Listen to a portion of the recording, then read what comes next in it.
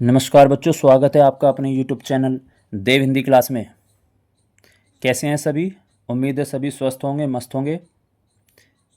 देखिए, हमने पहला अपना अध्याय पूरा कर लिया, भाषा और व्याकरण। उसमें मैंने हर एक टॉपिक की वीडियो बनाई है। आप मेरे चैनल देव हिंदी क्लास में जा कर के देख सकते हैं। अगर किसी की कोई समस्या हो तो आप कमेंट बॉक्स में कमेंट कर करके पूछ सकते हैं। बड़े आसान शब्दों में मैंने पढ़ाने की कोशिश की है, समझाने की कोशिश की है। तो आज उसी से संबंधित कुछ प्रश्नों को लेकर के मैं आया हूँ, उसी पर ये वीडियो है। कुछ प्रश्न बनाए हैं मैंने। ये अभ्यास के प्रश्न नहीं है, ये प्रश्न जो है चैप्टर से निकाले गए हैं, जो कि अक्सर परीक्षाओं में पूछ लिए जाते हैं। ठीक है, आइए तो उन्हीं प्रश्नों को देखते हैं। कौन कौन से प्रश्न वो हैं, देखिए ध्यान से देखिएगा प्रश्नों को और समझने की कोशिश कीजिएगा। ठीक है, जैसे हमारा पहला प्रश्न है कि भाषा शब्द संस्कृत की किस धातु से बना है।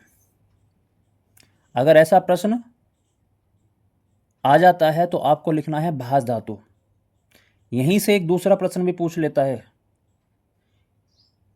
कि भास का अर्थ क्या है, तो आप यहां लिख सकते हैं भास का अर्थ है बोलना। क्या अर्थ है? बोलना। ठीक है, दूसरा प्रश्न ऐसे बन सकता है, एक प्रश्न ऐसे बहुत बार आता है, भाषा के कौशल कितने होते हैं। कई बार प्रश्न पूछा गया है ये, तो आपको लिखना है भाषा के कौशल 4 होते हैं, जिसमें कि बोलना, पढ़ना, सुनना और लिखना।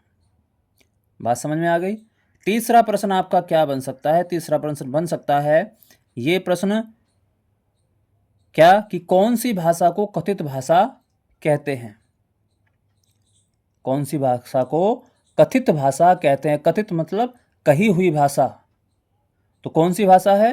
वो मौखिक भाषा है। कौन सी भाषा है? मौखिक भाषा कथित भाषा कहलाती है। प्रश्न उल्टा भी पूछ सकता है कि मौखिक भाषा को क्या कहते हैं? कथित भाषा भी कहते हैं। ऐसे भी प्रश्न बन सकता है।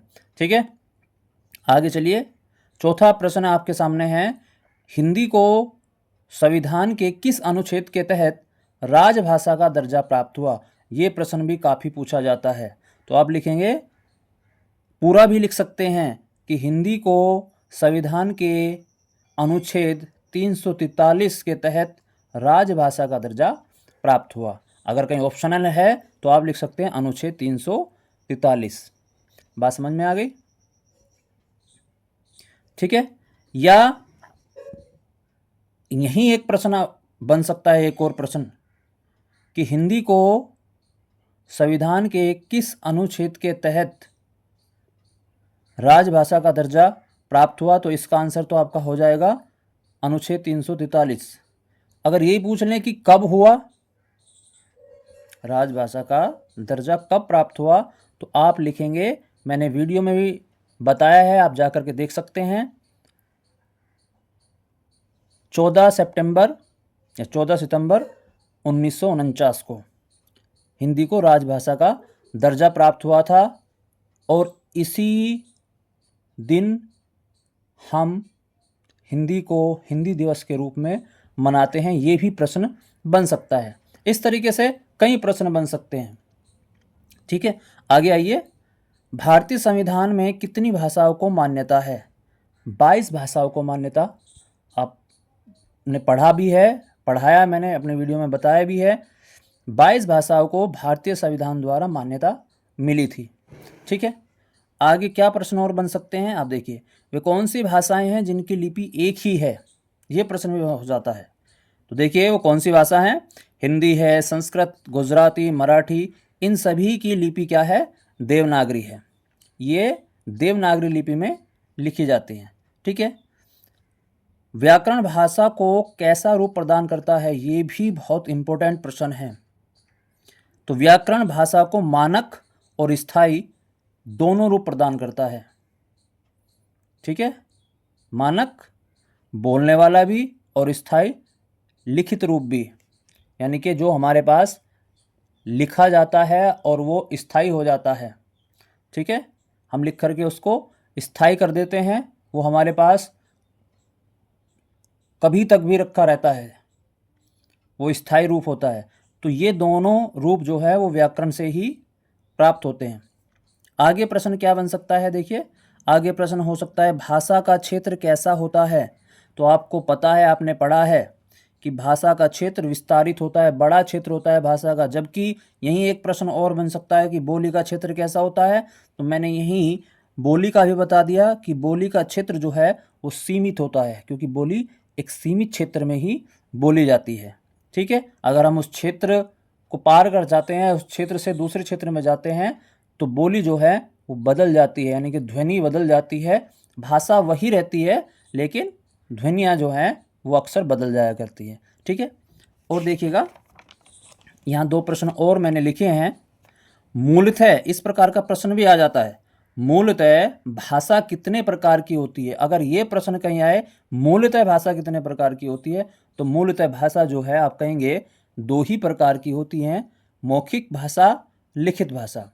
ठीक है, अगर कहें भाषा के प्रकार तो आप 3 प्रकार भी लिख सकते हैं, मौखिक भाषा, लिखित भाषा, एक होती है सांकेतिक भाषा। ठीक है, लेकिन अगर प्रश्न बनता है मूलतः कितने प्रकार की होती है, तो आप 2 ही प्रकार लिखेंगे। ठीक है, स्थायी भाषा कौन सी है।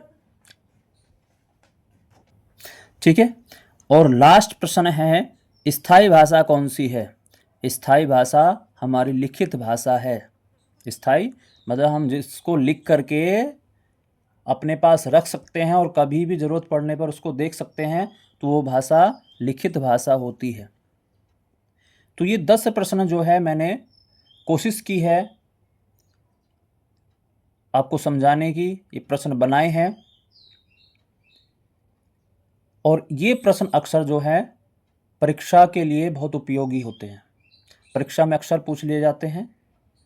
अभ्यास प्रश्न तो आप पढ़ते ही पढ़ते हैं, आप इन प्रश्नों का भी अभ्यास कीजिए।